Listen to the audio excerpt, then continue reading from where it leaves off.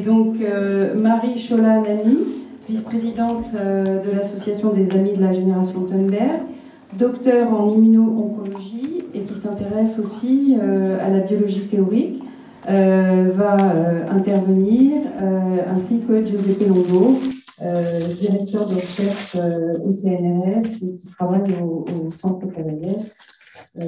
Voilà, pardon, je suis restée coincée 40 minutes dans l'ascenseur, mais je n'ai pas le temps de finaliser mes présentations. Donc, si on veut les compléter, avec toutes mes excuses. Nous allons reprendre un discours qui a circulé sur les causes possibles du Covid, en essayant de voir, comme du point de vue de la réflexion, tout d'abord de type épistémologique que je vais développer. Effectivement, il y a une essentielle équivalence entre ces différentes causes. C'est n'empêche que ce soit très intéressant de voir quelle est la référence à dire pour le départ de cette maladie. Puis, on va l'analyser en termes de ce qui a été développé autour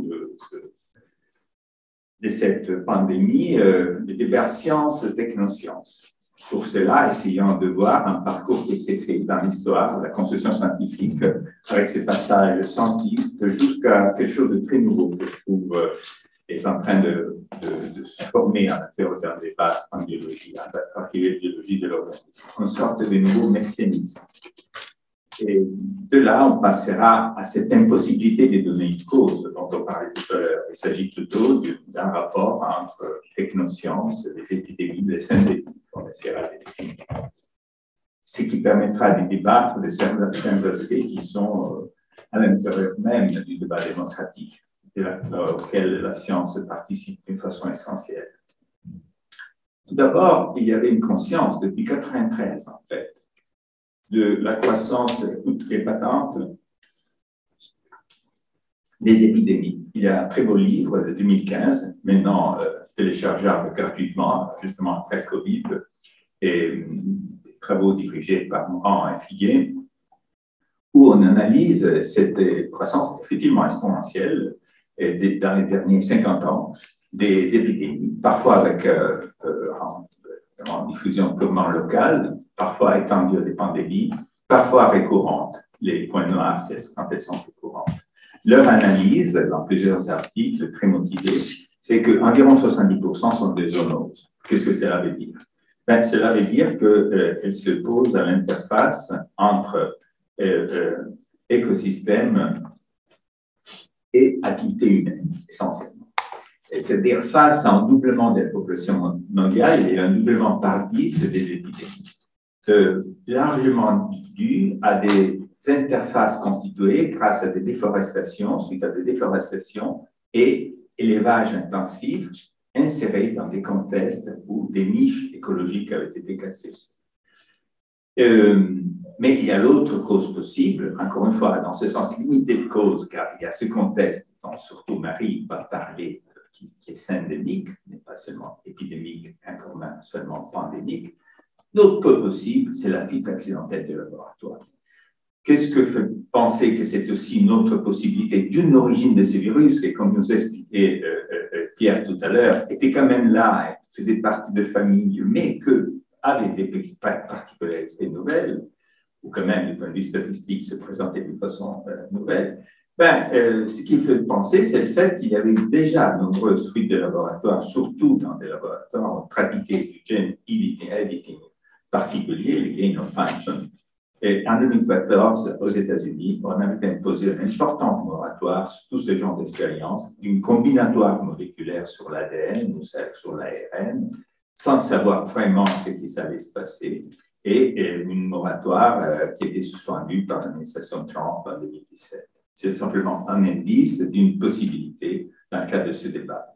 Disons, après tout, je m'éloigne de ce débat, comme un peu collègue aussi, il y a autre chose à faire, et moi, personnellement, dans mon rôle, je vais faire une réflexion, essayant de comprendre qu'est-ce qui se passe dans le regard scientifique sur la nature, où il y a un rôle imposant d'une nouvelle technoscience, d'une science de start-up, largement anti-scientifique, où il y a cette vision de l'organisme et de la nature elle-même, machine programmable, sont un bon exemple, les livres tout récents de Jennifer Doudna, qui avec Charpentier a eu le prix Nobel en 2020.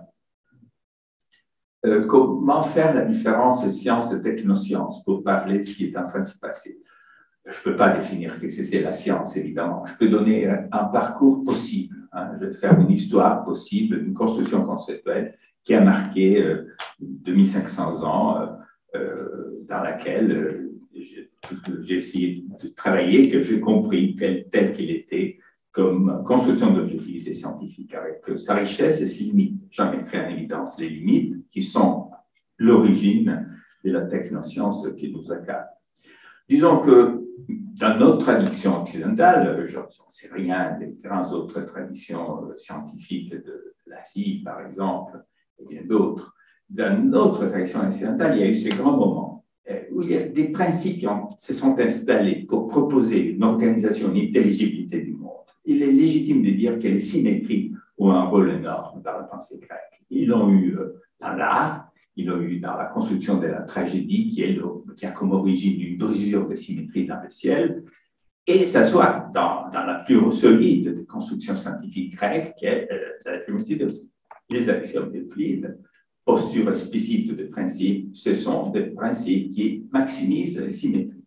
La construction géométrique chez Euclide, ce sont des rotations, translations, des symétries du plan. Et même la très belle physique qu'il y a chez Aristote et Archimède, ce sont des principes de symétrie. Archimède l'a poussé vers le haut et le bas, ou la balance, pourquoi est-elle en équilibre avec des poids égaux? Ben, pour raison de symétrie. Et la très belle remarque d'Aristote qui dit les choses lourdes convergent vers le centre de l'univers. Ceci a formé la Terre, donc les rondes, pour une raison de symétrie. C'est très beau. Hein? Même en partant d'une observation qu'on considère fausse, la puissance de pensée des symétries grecques lui fait dire des choses très intéressantes. Et ces symétries continuent à se développer, donnent ce cadre scientifique de principes. Les principes explicites des outils d'intelligibilité, les principes d'inertie en est un autre. Hein? C'est un principe limite, on le trouve très clairement chez Galilée. C'est un principe asymptotique, mais en se posant avec Galilée dans l'analyse du mouvement, la description d'un mouvement limite, rectiligne uniforme qui n'existe pas, à l'horizon de tous les mouvements, il les rend tous un peu intelligibles d'un seul coup, puisqu'à ce point-là, il peut analyser ce qui affecte ce mouvement, la gravitation et les frictions. Après, ça sera mathématisé par Descartes et encore plus par Newton. Et comme dit Hermann Weyl, tout grand principe physique est un principe de symétrie. C'est là on comprendra encore mieux au XXe siècle en disant les grands principes de conservation dont l'inertie est le premier. Dans l'inertie est le premier et qui démarre la révolution en physique est un principe de symétrie, il y a le théorème qui l'explique. Donc ça c'est un cadre possible qui a les mérites d'explicitation de principe, donne une intelligibilité unifiée très forte. Évidemment, il y a d'autres parcours typiquement biologiques. Le premier principe de Darwin, l'hérédité comme reproduction avec variation, si vous voulez, est un principe de non-conservation. Darwin, dans son autonomie de pensée, pense différemment, mais pose un principe fort, comme dans les 4 sur les premiers 6 chapitres de l'origine des espèces. Donc, encore une fois, cette science principielle qui permet une intelligibilité du réel, la propose et permet d'en discuter, et justement par la position des principes. Évidemment, le deuxième principe, c'est la sélection. Ceci permet le débat, cette explicitation de principe, la recherche d'alternatives, ce qui fait Darwin, sa façon, en regardant ailleurs, pas linéaire, les vivants, et va continuer sa façon de la mécanique quantique et la relativité, que chaque fois pose des problèmes d'interprétation. En mécanique quantique, il y a des interprétations différentes, il y a un débat qui est au cœur de la construction scientifique, c'est-à-dire on fait un pas de côté des propres principes pour analyser l'extension, la réalité, pour les critiquer, pour les changer. Qu'est-ce qu'on pourrait appeler technosciences? Là aussi, aucune possibilité de donner une définition. Je raconte des histoires possibles. De construction d'une technoscience. Ben, la machine thermique. On a fait d'abord la technique, les ingénieurs ont bricolé la machine à vapeur, Et avec ça, ils ont commencé à dire un peu n'importe quoi. Ils ont dit, bon, puisqu'il y a un cycle, on va faire le mouvement perpétuel, ou on va y aller sur la Lune. Enfin, ben non, la science s'est construite, la thermodynamique, avec ses principes explicites, et on dit, ben, entre autres, le deuxième principe, comme conséquence, a évidemment la possibilité du mouvement perpétuel. La science établie après la construction technique. C'est formidable, c'est très bien, ça fait partie de l'histoire, il y en a certainement d'autres comparables. Il y a un autre moment d'une grande technoscience, je dirais la grande astronomie de la langue arabe entre le 8e et le 13e siècle. Ils ont énormément de techniques. Ils inventent la trigonométrie sphérique pour faire cela. Ils ont des techniques de mesure absolument extraordinaires. Avec Mathéo-Mons, on a écrit tout un parallèle entre le géocentrisme de l'époque et le génocentrisme. Et il y a dans le géocentrisme de ces grands astronomes et mathématiciens des techniques de mesure comme quoi ils connaissaient tous les mouvements possibles de tous les corps célestes visibles. Ils construisent grâce à ça les tabulae Coxines, ça c'est le nom que les rois chrétiens donneront dans l'Espagne du 15e siècle aux données héritées des Arabes, avec ces données, il sera possible de faire de la navigation. Donc, une application formidable d'une technique, cadre théorique, tout faux, géocentrique. Et faux, non pas pour les données. Les Arabes avaient beaucoup plus de données que Copernic, sans comparaison, mais puisque c'est contre le principe d'inertie. Les mouvements rétrogrades donnés par les écliptiques sont interdits par le principe d'inertie. Pour ça, on dit, ben non, nous centrons notre science sur un principe de symétrie, principe d'inertie, exit le géocentrisme. C'est définitif, disons. Le passage s'est fait à niveau d'un choix de principe. Encore une fois, ce n'est pas les données, et ni autres, puisque chaque nombre fini d'un point d'une ellipse autour du Soleil peut être approximé par assez disciples. Avec un talent technique extraordinaire, on arrive à faire des dessins et reconstruire par disciples tout le mouvement planétaire tant qu'on fait un nombre fini de mesures, ce qui est normal. Donc, ce n'est pas les données, c'est le changement de cadre, de principe. Moi, je crois, je peux dire, en m'approchant depuis 15 ans de la biologie, que la biologie moléculaire mainstream, contre laquelle quelques zéros se battent depuis des décennies, comme Pierre Sonigo, Jean-Pierre, mais aussi Barbara McClintock, pourquoi pas, et tant d'autres, et contre le mainstream a ces mêmes caractéristiques. Ils ont des techniques puissantes. Aujourd'hui, justement, je vais faire référence au prix Nobel bien mérité de Jennifer Doudna et Charles Patier sous CRISPR. Ils énoncent des principes qui sont reconnus faux, c'est-à-dire vous retrouvez les dogmes centrales dans tous les livres de biologie pour étudiants, surtout en médecine. C'est quoi le dogme central? Je vais détailler cela. C'est la complétude de l'information dans l'ADN. Je vais spécifier ce que je veux dire par cela. N'importe comment on l'interprète, quand on utilise le langage informationnel, on encadre les développements dans le programme basé sur l'information. Le dogme central dit que l'ADN contient l'information complète pour l'ontogenèse. Et sur des notions floues.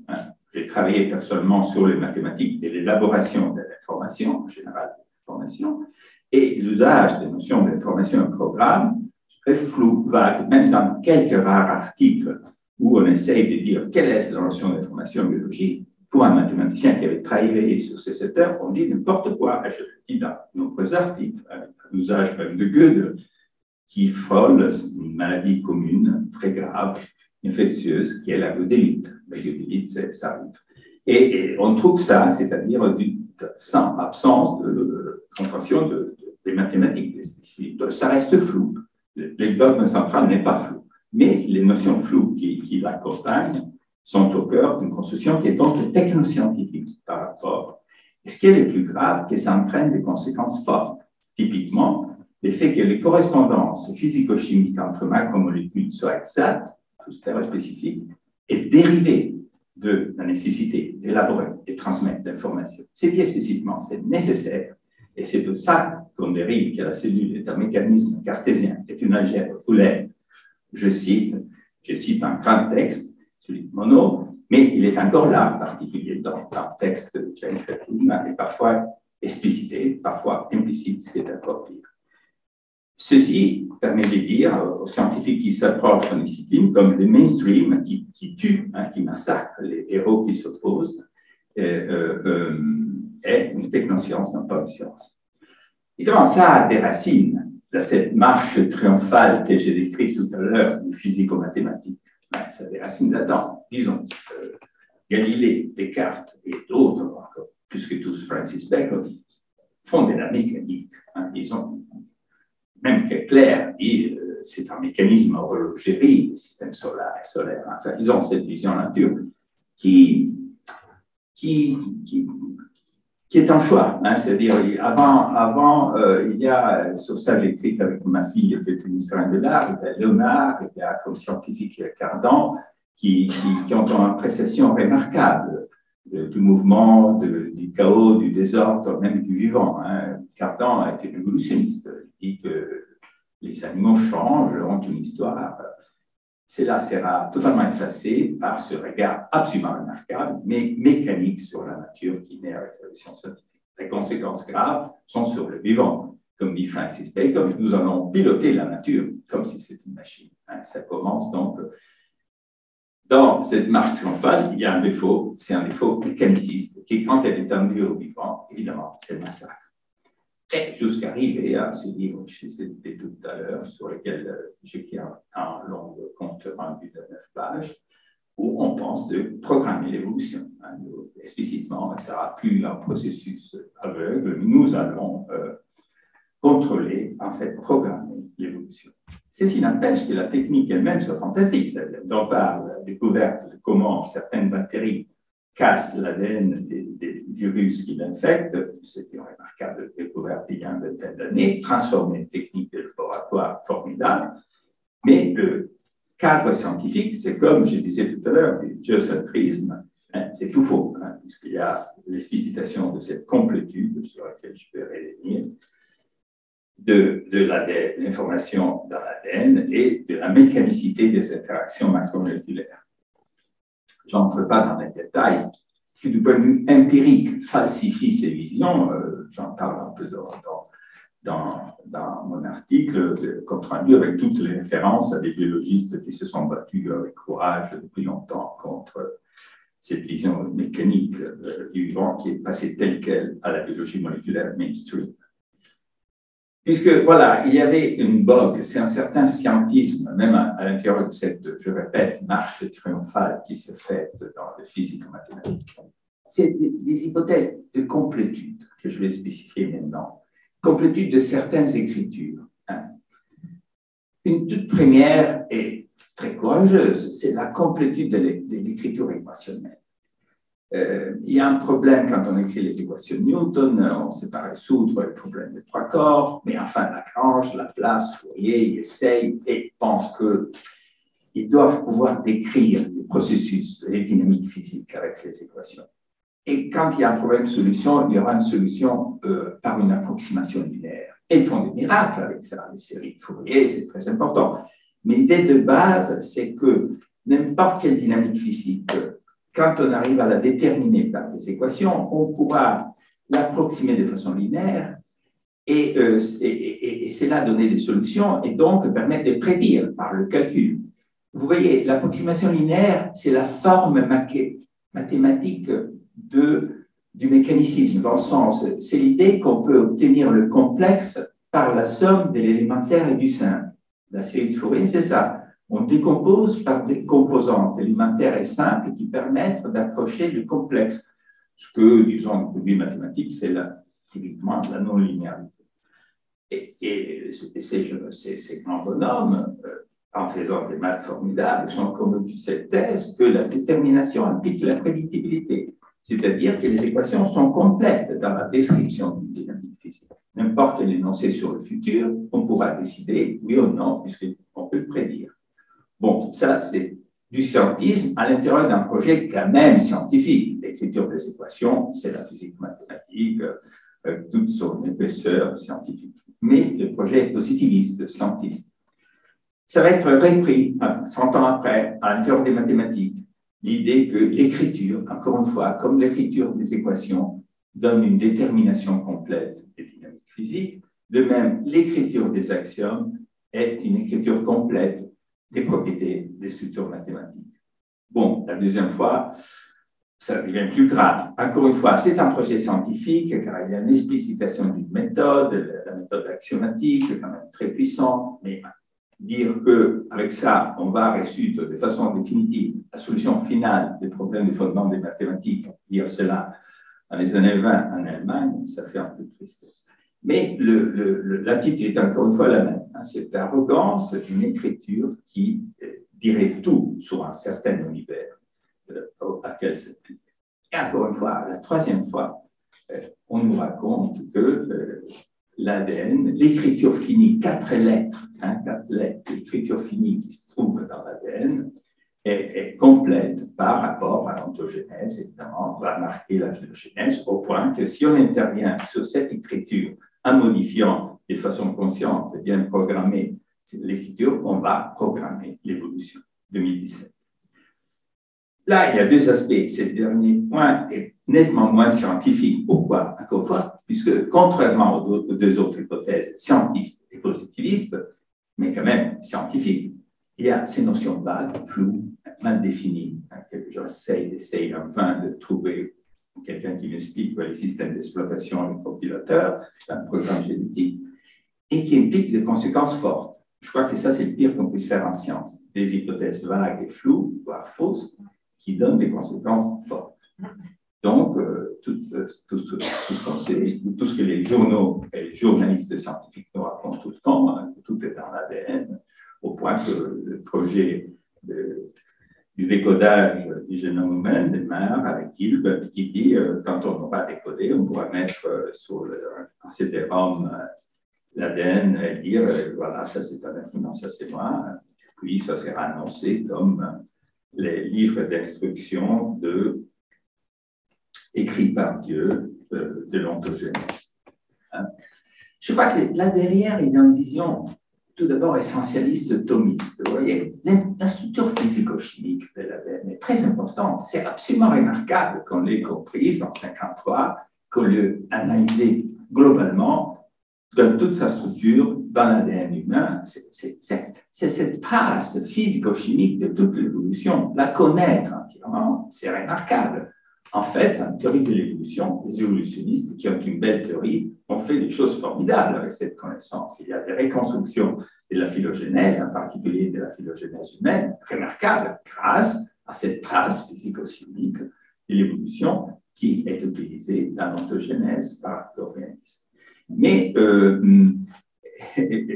dire qu'une fois qu'on aura connu la structure physico-chimique de l'ADN, on aura tout compris, ce qui était dit fermement en 2000 ans, et on continue à le dire quand on dit qu'on va piloter l'organisme en intervenant sur cette structure physico-chimique, c'est dire que l'essence est dans cette physico-chimie. L'ADN compte certainement par sa structure physico-chimique, mais compte pour ce qu'il fait dans la cellule, ce qu'il fait dans l'organisme, ce qu'il fait dans l'interaction, dans les relations organisme-écosystème. Sur cela, j'adore les analyses de Westeber où elle montre avec énormément d'exemples évolutionnistes, avec une reprise moderne des Lebedev, comme la plupart du temps, la structure de l'ADN suit les phénomènes évolutionnistes plus que les pilotés, même si parfois il arrive que ça pilote. Enfin, il y a le double jeu. Un exemple très intéressant, celui de poissons de caverne. Il y a une centaine d'espèces de poissons qui ont perdu les yeux, des amis de cavernes noires, et on peut les hybrider puisque ce sont des espèces assez proches, et la plupart des hybrides ont des yeux. Donc l'ADN pour le fabriquer était là, et il était, je ne sais pas, métier, on ne sait pas, quand même, il était silencieux d'une quelque façon, et il reprend l'activité simplement sur l'hybridation. Il y a quelque chose de nouveau, de très grave, probablement qui est dû à la situation de détresse que nous vivons. Si vous allez sur French's Lectures, il y a une conférence très importante, très écoutée, très suivie par Jennifer Doudna, encore une fois, où les tons et les contenus sont messianiques. Bon, il y a une nouveauté. une nouveauté que je n'avais pas remarqué auparavant. On passe d'une technoscience, sans science, à vraiment du messianisme. La promesse de, grâce à ces techniques d'ingénierie génétique, CRISPR, Cas9, de soigner toutes les maladies. Dans le transparent, il y a les parenthèses. Dans la récitation, il n'y a pas de parenthèses. C'est toutes les maladies.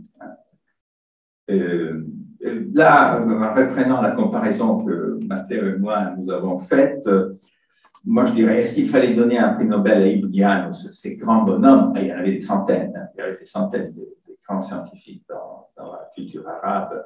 Ibn Janus, je pense que oui, puisque enfin, les travaux qu'il a faits sur la trigonométrie sphérique, sur la mesure des positions de tous les astres visibles sont remarquables. Il fallait les catholiques, il était tout faux, il fallait donner. Mais il faut rappeler la motivation. Tout ça, j'ai écrit un article, je l'ai appris grâce à travail avec une collègue persane qui travaille à Stanford, qui vient de l'Iran. Et tous ces astronomes, ces mathématiciens remarquables qui ont inventé l'algèbre faisaient de l'astrologie. Ils étaient payés pour faire l'astrologie. C'était clair, explicite. À mi-temps, ils faisaient l'astrologie, puis ils faisaient des remarquables mathématiques. Voilà, on en est là. On est exactement dans la même situation. Ces promesses sont des promesses astrologiques. On fait les projets avec des cumuls de promesses qui n'arrêtent jamais et qui ont une nature tout à fait comparable. On est payé, on a des filières entières qui sont payées pour faire de l'astrologie sous forme de promesses. Évidemment, ça casse totalement ce rôle fondamental de la science, non seulement pour construire de la connaissance, pour construire de l'objectivité, dans ses ramifications et sa diversité, qui est la pensée critique quant à la science, qui demande la position de principe et le talent de faire un pas de côté, qui est l'opposé du messianisme, de faire un pas de côté, être critique de ce propre principe pour en comprendre les limites et inventer des nouvelles formes de pensée. Cette éthique de la science, interne à la science, qui est l'explicitation de principe et le talent de faire un pas de côté. Une forme fondamentale de pas de côté, ce sont les preuves d'incomplétude. Chacun des grands résultats, la complétude de la description du monde par les nombres entiers, le rapport Pythagore, et puis Laplace, et puis Hilbert, les grandes hypothèses de complétude. Chaque fois, on produit des résultats d'incomplétude. Non, ce n'est pas vrai. Il y a des nombres qui ne sont pas un rapport d'entier. Non, ce n'est pas vrai. On ne peut pas déterminer un système non linéaire avec quelques complexités, puisque presque partout, il n'y a pas d'approximation linéaire. Non, ce n'est pas vrai. Les axiomes d'une théorie axiomatique assez puissante ne sont pas complets. La science a su s'en sortir de ces dérives scientistes à partir de Pythagore avec des résultats négatifs, des résultats limitatifs qui ont été les points de départ d'une construction nouvelle. La géométrie grecque, la géométrie des systèmes dynamiques de Poincaré, la logique mathématique après Gödel qui explose après les résultats négatifs. Donc, c'est au cœur de la construction scientifique de comprendre ses propres limites. Quand on dit qu'avec un vaccin, on va résoudre tout le problème, il n'y a rien d'autre à faire, c'est des petits résidus politiques, cette attitude de l'hypothèse qu'on a un outil, on va tout faire avec ça. Et l'autre aspect, évidemment, c'est le fait qui est essentiel à la démocratie et tout autant à la science, la possibilité de construire une pensée minoritaire. Le fait qu'à l'intérieur de la science, il y a une école, et puis à l'intérieur de l'école, les gens qui disent « mais non, c'est pas comme ça, il y a un nombre rationnel, mais non, c'est pas comme ça, on ne peut pas résoudre ces équations, mais non, c'est pas comme ça, le système n'est pas complet ». Donc, la pensée alternative qui s'est construite est au cœur de la construction scientifique et de la démocratie. Pour moi, cette pensée critique scientifique est la plus importante contribution à la démocratie qui puisse donner la science, et il faut la démocratie pour que cela soit possible. Dans ce cas, pour terminer rapidement et donner la parole à Marie, je crois que vraiment c'est Technofix qu'on nous a proposé et qui a un sens, le vaccin, pensez-vous, sur les gens âgés, ça sauve des vies. Le premier impact était contenu avec le vaccin. Mais voyons dans quel contexte ces vaccins étaient développés. Depuis 25 ans, des gens essaient de voir ce qui fait l'ARN indépendamment de l'ADN dans le cytoplasme, comme Catherine Carico, qui en fait déjà réfléchissait à des vaccins. Et puis pour nos canards en France, ils ont été marginalisés, puisque le dogme central dit que ce n'est pas intéressant de travailler sur l'ARN dans le cytoplasme, sauf peut-être pour les autres virus, ça exclut. Ils ont été marginalisés, donc on est arrivé, pas seulement eux, ça c'était l'épigénétique, génétique, même pas servant à la régulation de l'ADN, donc pas intéressant. Puis quand tout à coup, par une erreur, en tout cas une piste qui n'était pas explorée, BioNTech qui essayait des thérapies immunitaires pour le cancer remarque qu'ils peuvent produire une protéine à partir de la protéine Spike.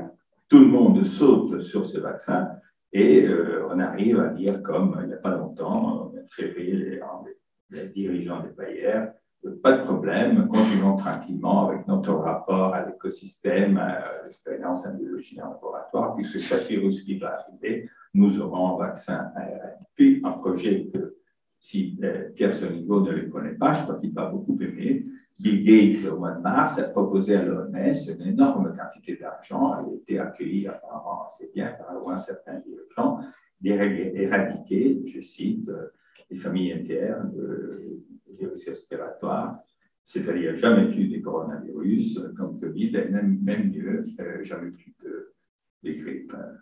Peut-être, Pierre, on pourrait faire un projet, nous deux, pour voir s'il nous donne des financements sur. Je sais qu'il y en a beaucoup. Voilà. Il y a tout un groupe de nous essayant de changer de perspective. Il y a des précédents dans l'histoire très importants, de passer d'une vision génocentrique à une vision que Dennis Noble appelle correctement de relativité biologique. En biologie, il n'y a pas un niveau causal privilégié. Les interférences entre esquelettes d'échelle qui vont tissus, organismes, écosystèmes permettent une dynamique des contraintes qui est au cœur des processus biologiques. Okay. Alors, donc la vision en mécanisme et technoscientifique du vivant que vous a présenté Giuseppe va de pair avec une volonté de contrôle du vivant, et ce, à toutes ces échelles, que ce soit l'échelle biologique, humaine, et voire même sociétale. Ils sont vus alors comme des... Il y a un petit écho.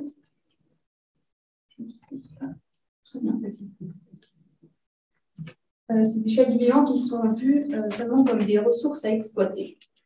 Cette vision du vivant empêche de penser que toutes ces échelles et les interconnexions entre ces différentes échelles.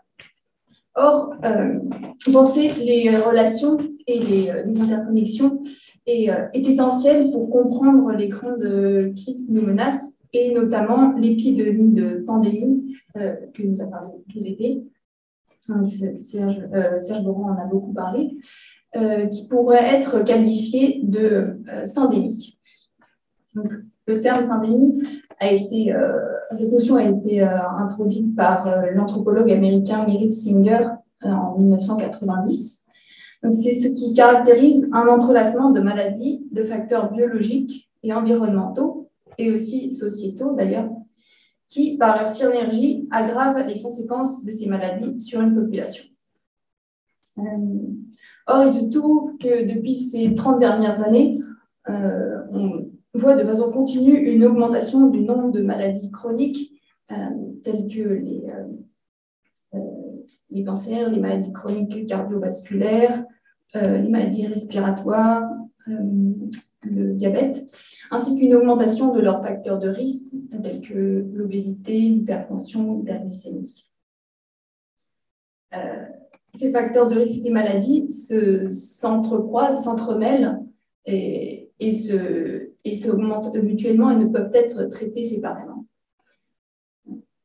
De plus, ces facteurs de risque et ces maladies sont accentués par les inégalités d'accès aux soins, les inégalités socio-économiques et aussi certains comportements à risque liés à ces inégalités, telles que la surconsommation de tabac, alcool ou sucre, ainsi que les conditions de vie dégradées par la présence de pollution ou par la promiscuité. Tous ces facteurs de risque affectent la santé humaine de façon structurelle et rendre sensibles les populations à l'émergence de maladies infectieuses comme le Covid, et ce qui induit un nombre accru de formes graves, voire même de décès.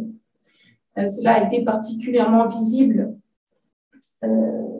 avec le Covid, notamment aux États-Unis, où presque un tiers des décès des personnes infectées par le Covid-19 concernaient des Afro-Américains, alors qu'ils ne représentent seulement que 13% de la population nationale. Et en effet, la ségrégation et les discriminations ont relégué une part importante des populations noires dans les quartiers pauvres et surpeuplés, qui ont un mauvais accès aux soins et dont les conditions de vie favorisent la prolifération de maladies chroniques, sensibilisent donc les populations aux maladies émergentes infectieuses. Et donc, en cela, la maladie le Covid-19 apparaît comme une synergie en ce que cette maladie agit comme un révélateur d'un entrelacement de causes à la fois biologiques, socio-économiques, mais aussi écosystémiques, comme je vais vous le montrer à travers un diagramme relationnel que j'ai fait. Si Victor veut bien me... ce grand diagramme relationnel que j'ai fait, où je tenterai de montrer en quoi la destruction des différentes formes de diversité, de biodiversité, conduisent à la prolifération de pandémies. Et notamment, je vais me focaliser sur l'impact du modèle agricole productiviste et conventionnel, qui est porté justement par la vision technoscientifique. En effet, ce modèle global et totalisant ne prend pas en compte les interactions entre les différentes formes du vivant et néglige ses impacts à la fois sur la santé, sur ses impacts bioclimatiques, sur les écosystèmes, sur le long terme. Donc, ce modèle d'agriculture, en effet, il nécessite en permanence vu qu'il est que orienté vers la production et la gestion du vivant, il a besoin de toujours plus d'hectares exploités, ce qui passe par ce qui nécessite toujours plus de déforestation et ce qui, entre autres, fragmente les habitats naturels. C'est l'un dans l'autre, cela induit des pertes de biodiversité en partie. Et donc, cette perte de biodiversité, comme vous avez dû l'apprendre on a beaucoup parlé pendant la pandémie de Covid. Donc, quels sont les éléments qui favorisent, à partir de cette perte de biodiversité, favorisent l'émergence de zoonoses? D'abord, il y a une perte de l'effet de dilution, qui est en effet la biodiversité, par son effet de dilution, limite les transmissions de virus entre les hôtes sensibles. D'autre part, la destruction de la biodiversité et les perturbations que cela engendre peuvent, en quelque sorte, stresser certaines espèces comme les chauves-souris, qui contiennent beaucoup de virus, et entraîner leur migration. Alors qu'en fait, ces virus sont normalement contenus dans leur milieu naturel et à bas bruit au sein de ces espèces. Et d'autre part, la fragmentation des habitats et l'extension des terres exploitées et habitées entraînent plus de contacts entre les animaux sauvages, les animaux domestiques et les humains, ce qui augmente la probabilité de transfert de virus interespèces de la faune sauvage à l'homme.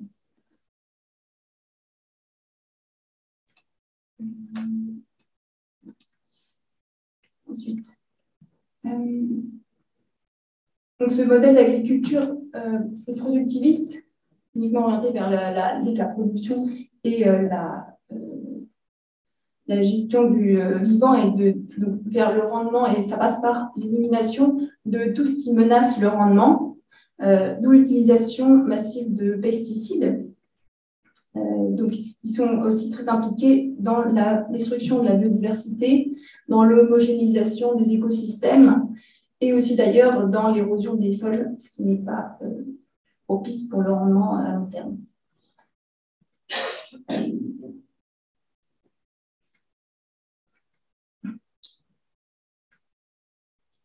D'autre part. D'autre part, ce modèle d'agriculture unique et totalisant passe par, nécessite en fait la standardisation des espèces cultivées et élevées, donc ce qui tend à créer une homogénéisation de ces espèces. Et cela entraîne notamment la destruction de la diversité des espèces agricoles cultivées ou élevées. Or, en fait, la diversité des espèces cultivées et élevées est essentielle comme ressource génétique de lutte contre les maladies ou d'adaptation. Et donc, on perd en gros toutes ces ressources. D'autre part, vu qu'en fait, cette optimisation en gros, génétique des espèces cultivées est uniquement orientée vers le rendement et pas vers la résistance aux maladies, donc les espèces élevées n'apprennent pas à développer des résistances aux maladies, et donc ça s'affaiblisse en termes d'immunité. Le fait que les élevages soient concentrationnaires et que toutes ces espèces soient génétiquement identiques, donc cela favorise grandement la transmission et l'amplification rapide de pathogènes au sein des troupeaux, notamment des pathogènes bactériens. Donc la vision technoscientifique face à l'émergence de ces pathogènes bactériens et uniquement une réponse de contrôle chimique par les antibiotiques, ce qui entraîne leur surutilisation et notamment souvent en préventif. Cette surutilisation des antibiotiques favorise en retour l'émergence de nouveaux variants bactériens multirésistants qui sont potentiellement transmissibles à l'homme. Donc, une fois de plus, la réponse technoscientifique est uniquement technique et ne passe par l'extermination de ce qui gêne. D'ailleurs, il se trouve qu'à chaque émergence d'épidémie type grippe aviaire, cela entraîne des politiques d'abattage massif des troupeaux et en préventif, et notamment des petits élevages traditionnels, malheureusement, et ce sans fondement scientifique, ce qui renforce le phénomène de perte de diversité des espèces cultivées. Donc, ça renforce en fait ce phénomène d'homogénéisation des espèces domestiquées.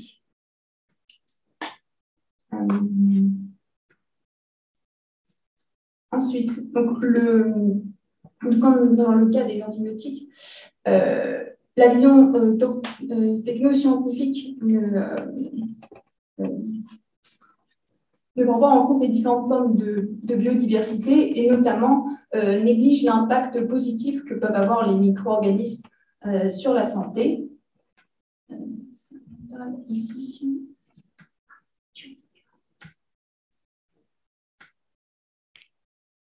Donc, en effet, il devient de plus en plus clair, de nombreuses études tentent à montrer que la diversité microbienne, et notamment dans notre microbiote intestinal et aussi d'autres épithéliums humains est très importante pour le maintien de notre santé et notamment cette biodiversité intérieure est importante pour le développement organisé de notre système immunitaire qui est vu comme une interface entre microbiote et organisme.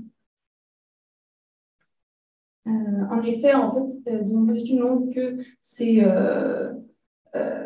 le microbiote peut nous protéger de certaines maladies auto-immunes, comme l'allergie, asthme. Ils sont aussi impliqués dans la limitation de certaines maladies, telles que la maladie de Crohn, la maladie de Crohn, l'obésité, voire même la dépression. Et donc, la vision hygiéniste qui considère que, en gros, tout micro-organisme est potentiellement dangereux, donc autant tous les éliminer, donc tend à... cette vision est très présente et tend à aseptiser nos environnements et aussi notre alimentation. Donc cette vision hygiéniste couplée à la perte de biodiversité, eh bien, ça limite notre exposition et la colonisation de notre microbiote par une diversité de micro-organismes, ce qui limite le développement équilibré de notre système immunitaire. Donc, cet affaiblissement du système immunitaire couplé à des conditions de vie détériorées, par exemple par la pollution, par les pesticides, ou un mode de vie stressant, la synergie des deux peut favoriser l'apparition de maladies chroniques et inflammatoires. Et en retour, le fait d'être atteint par ces maladies chroniques inflammatoires affaiblit en retour le système immunitaire et rend les populations sensibles à l'émergence de maladies infectieuses.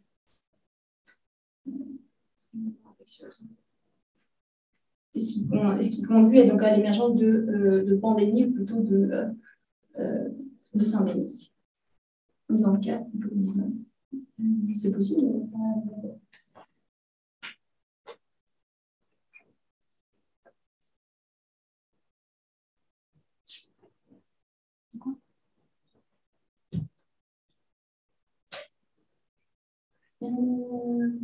Voilà, donc à travers ce grand diagramme relationnel, je voulais insister sur l'interconnexion des différentes causes à la fois biologiques et écosystémiques qui favorisent l'émergence de syndémies, et notamment en mettant l'accent sur ce qui peut favoriser l'émergence du pathogène, ce qui fragilise les individus aux pathogènes, et aussi ce qui fragilise les sociétés à ces pathogènes, même si j'en ai pas trop parlé. De toute façon, ce sujet a été plutôt abordé par Barbara Stiegler à propos de la destruction du système de santé publique. Et donc, un mode de pensée technoscientifique empêche malheureusement de penser toutes ces relations entre ces différentes diversités.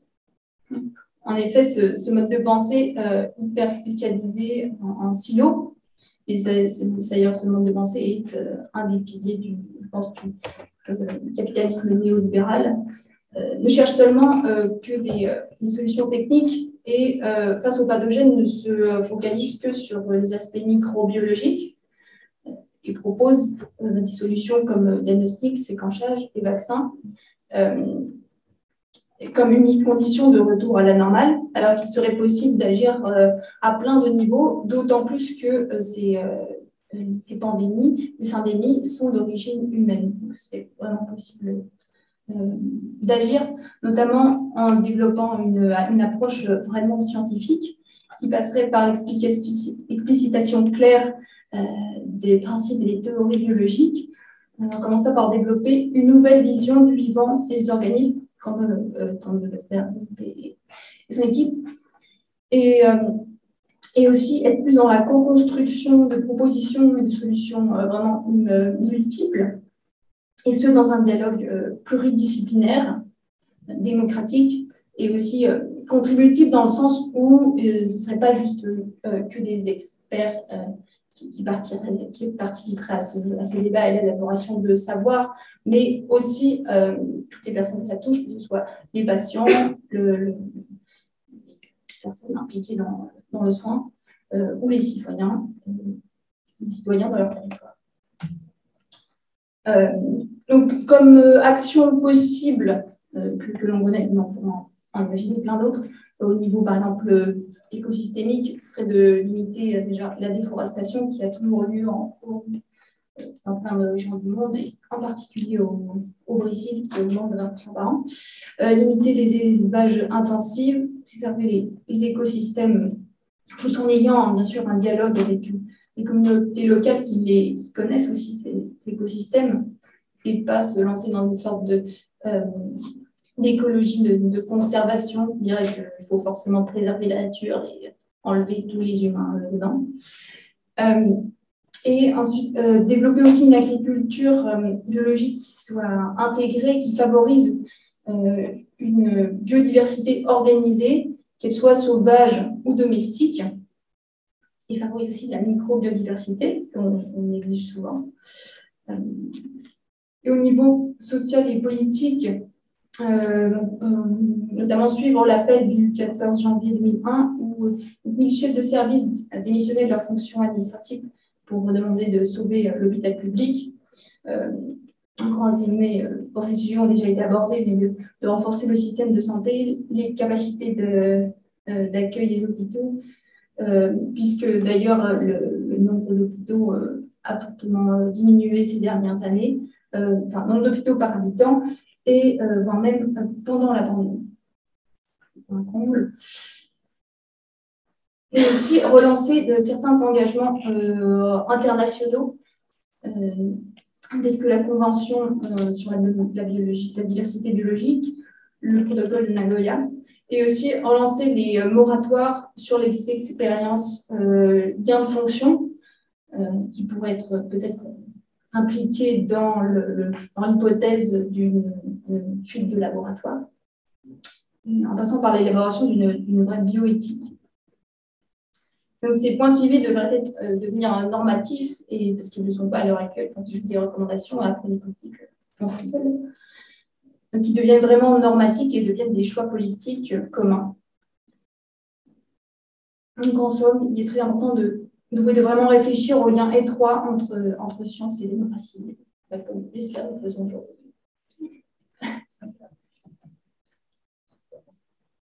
Référence.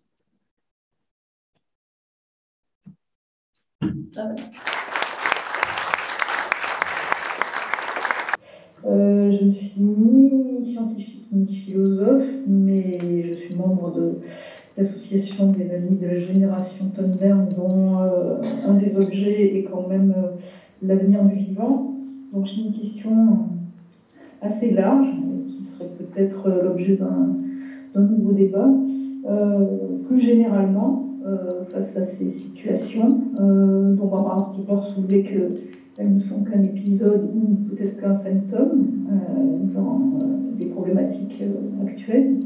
Comment vous voyez la remise en perspective d'une politique du vivant, en sachant que c'est aussi un des chapitres de Micheladi, et également un des derniers programmes de recherche qu'avait développé Barbara Stiegler sous le titre L'archipel des vivants. Pardon pour l'énorme question. Je ne sais pas qui a tracé. Il y a, disons, tout ce que nous avons discuté avec nos différentes expériences, l'évidence entre la question sur le rapport vivant qui va du soin à la déforestation, au rapport au virus. L'immense difficulté, c'est de sortir de cette logique je dirais de l'optimisation. Hein. Dans Scientific American, moi, la version italienne, il y a tout récemment un article où on disait maintenant on pourra, grâce à CRISPR, de cette technique, on pourra optimiser l'ADN, nettoyer, le rendre parfait.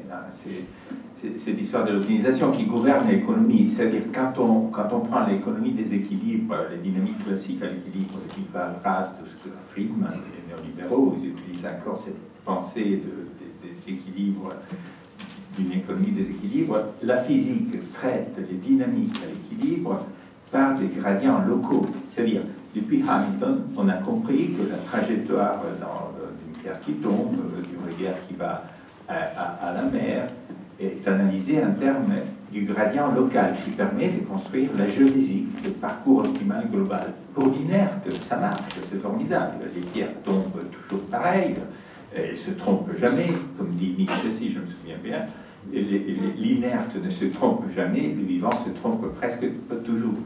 Mais cette idée qu'on puisse gérer le monde avec des dynamiques à l'équilibre, en particulier économiques, du rapport à l'écosystème, en optimisant localement. C'est-à-dire c'est le profit local qui est la mesure qui permet de trouver à la fin des comptes la trajectoire optimale.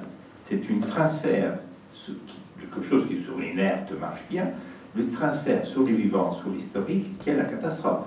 Tant qu'on pense qu'en optimisant le profit localement, on va trouver la géodésique, ce qui est au cœur de la pensée libérale et néolibérale, on va contre le mur, puisqu'il faut avoir une pensée du global et perspective. Il faut avoir l'audace d'essayer d'interpréter les directions dans lesquelles on va et de faire des choix collectifs, discutés, qui ne sont pas l'optimisation locale, doivent être une vision globale, très difficile à acquérir, mais qu'on peut avoir.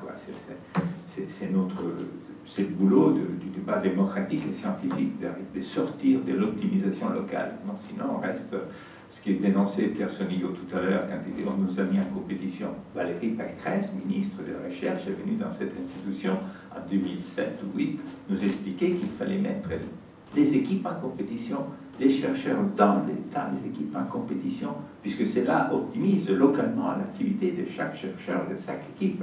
Et on obtient la géodésique, le parcours optimal de la science par ça. Tant qu'on ne sorte de façon radicale de cette pensée, on n'arriverait pas à avoir une pensée qui établit des rapports, écosystèmes, organismes, virus, y compris. Je peux ajouter un élément de réponse. Je suis tout à fait d'accord avec... On a retrouvé dans la réponse de Giuseppe l'atomisation, l'optimisation, etc. Et vraiment, j'insiste, une des choses qui paralyse, et j'insiste sur le caractère multicausal, multiniveau, hein, là encore, sur la clinique de cette catastrophe, une chose qui est vraiment un cheval de Troie de tout ça, c'est la neutralité axiologique. Il faut absolument combattre cette notion de neutralité axiologique du chercheur. Et là, il y a un grand ménage à faire là-dessus. Je ne suis pas sûre que tout le monde soit bien au clair là-dessus. C'est quand même quelque chose qui paralyse beaucoup les gens et qui reste quand même dans une conception de la science qui n'a pas de sens, hein, de contemplation désintéressée, non située, d'objectivité, etc.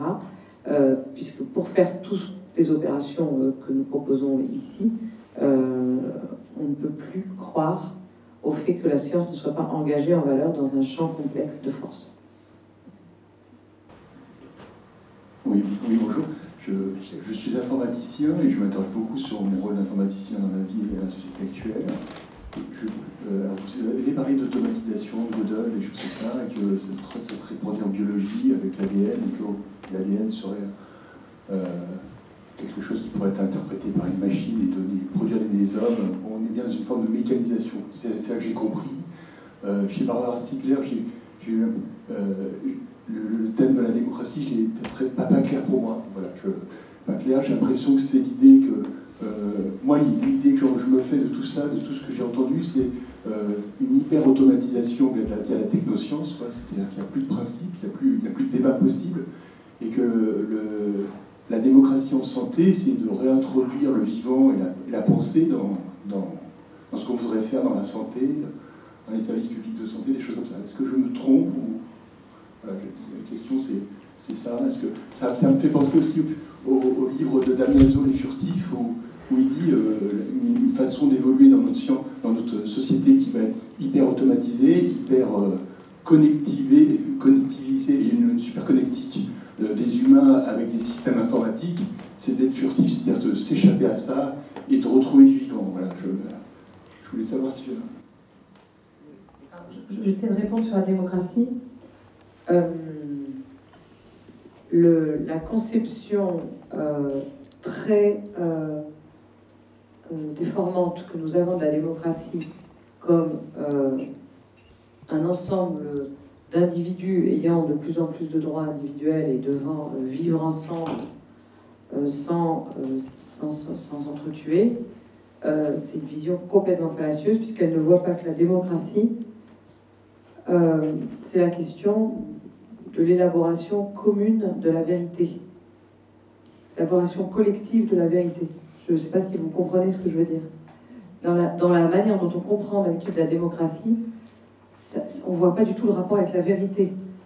Chacun aurait des droits qu'il pourrait exercer sans nuire à l'autre, c'est la vision libérale. Chacun aurait des intérêts qu'il aurait à faire valoir par rapport aux autres sans écrabouiller les autres pour que tout ça vive ensemble de manière pacifique, relativement pacifique, dans une compétition et coopération. La question de la vérité est laissée à ceux qui savent, qui sont les savants, qui sont les experts, qui sont les spécialistes du domaine et qui sont censés être neutres et donc à l'extérieur de la démocratie et à l'extérieur du champ. C'est pour ça que j'insiste sur l'histoire de la neutralité axiologique qui désarticule de manière complètement fictive la production de savoir d'un côté et les logiques démocratiques de l'autre. Je ne sais pas si c'est plus clair. Il n'y a pas d'un côté la démocratie avec des individus qui ont des droits, des goûts et des couleurs qui sont les leurs, qui ont des intérêts, par exemple les ouvriers auraient des intérêts, les patrons auraient d'autres intérêts, puis il faudrait que tout ça cohabite de manière relativement pacifique. Et la démocratie, ce serait la cohabitation de tout ça. Et puis, à côté de ce conflit des intérêts, cette cohabitation des goûts et des couleurs, cette collection d'individus ayant des droits individuels de plus en plus grands, c'est vraiment le récit libéral sur la démocratie qui n'a rien à voir avec la démocratie. Il y aurait à côté de cette société-là la société des savants, qui donc déterminerait les directions, etc. Ça, c'est absolument pas la démocratie, puisque la démocratie, telle que nous l'exemplifie Athènes, c'est d'emblée une question épistémique.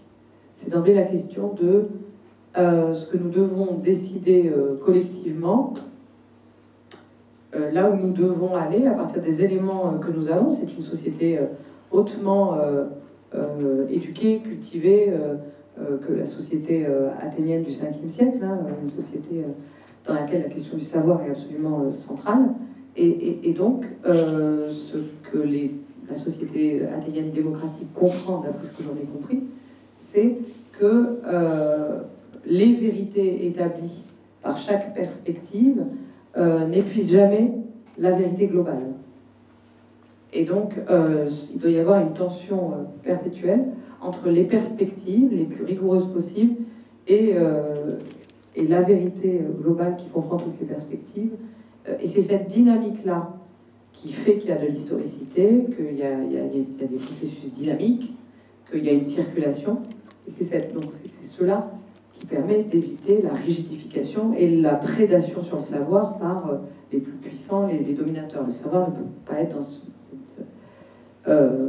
dans ce projet démocratique, le savoir ne doit pas être l'objet d'une domination, d'un accaparement ou d'une prédation.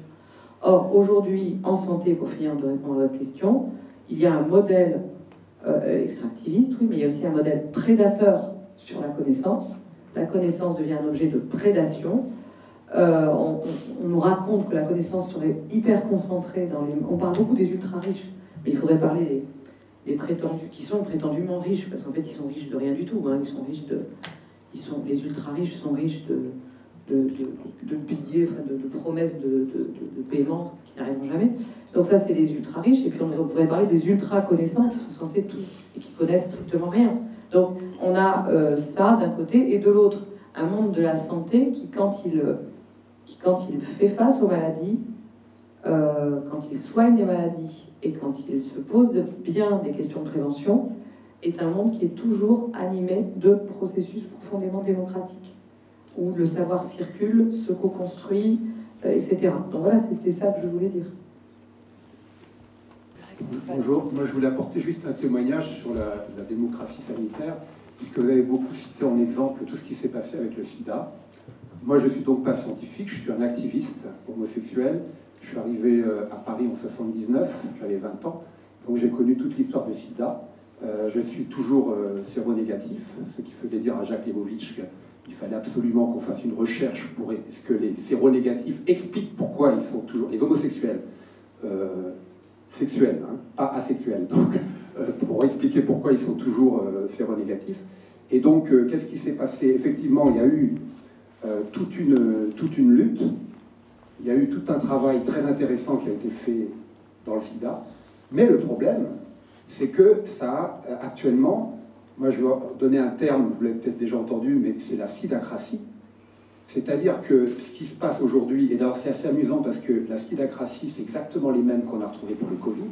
Je ne vais pas citer de nom, mais c'est exactement les mêmes. On les a cités d'Elfrécy. Qu'est-ce qui s'est passé d'Elfrécy et d'autres, et compagnie, tous. Et donc, qu'est-ce qui s'est passé? Eh bien, il n'y a plus de démocratie dans la discussion sur la lutte contre le sida. Ça depuis pas mal d'années, mais disons on peut situer ça à partir du moment où les trithérapies sont arrivées et on réglait le problème, et à partir du moment où la prévention est devenue justement technocratique, enfin ouais, la technoscience, où maintenant on prend des médicaments, etc. On ne s'interroge plus. Moi j'essaye de mettre en avant une notion de transition sexuelle écologique en disant on a un modèle sexuel, la libération sexuelle des années 70, ben ça ne marche plus. C'est comme le productivisme, c'est comme la société productiviste capitaliste actuelle. Il y a un moment donné, ça ne marche plus. Donc il faut qu'on se pose des questions parce que... Voilà, et d'autres questions que celles qu'on nous a données. Alors moi, ça m'a amusé pendant le Covid parce que le modèle dépistage, traitement préventif, traitement curatif, etc., c'est le modèle du sida. C'est la PrEP, bien sûr. La PrEP, c'est le modèle qu'il y a dans le sida. Et ça ne marche pas. Ça ne marche pas parce que bah, là, la variole du singe, ça n'a pas l'air trop grave, mais enfin, ouais, il y aura autre chose. Et le sida lui-même, quand il est arrivé, c'était exactement ça. Et il y a les IST, etc. Et donc voilà, donc ça, c'est vraiment un problème de... Parce que, vous voyez, les gens qui, par exemple, les gens qui ont fait la lutte, Aide, ACT UP, etc., aujourd'hui, m'interdisent à moi d'avoir un autre discours, quoi. C'est-à-dire qu'il n'y a plus de démocratie dans la lutte contre le sida. Alors effectivement, à un moment donné, mais il y a un moment donné, vous savez,